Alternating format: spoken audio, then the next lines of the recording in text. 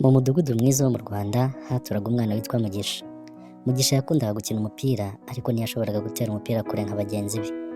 Buri gihe yaravugaga ati ndagerageza ariko birananira. Umunsi umwe mwarimu wabo ku cyumweru yabasomeye mu byanditswe ngo nshobozwa byose na Kristo umpa imbaraga. Abafilipi 4:13. Iryo jambo ryahagaze mu mutima wa Mugisha.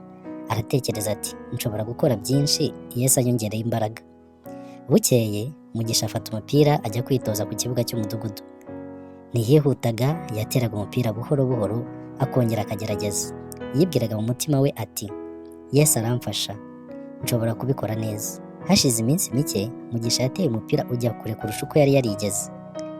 Abana bose barishimye baravuga bati Mugisha arabishoboye.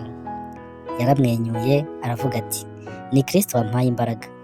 Uwo munsi Mugisha yamenye ko nta kintu kinini cyangwa gito atageraho igihe yiringiye Yesu Kristo.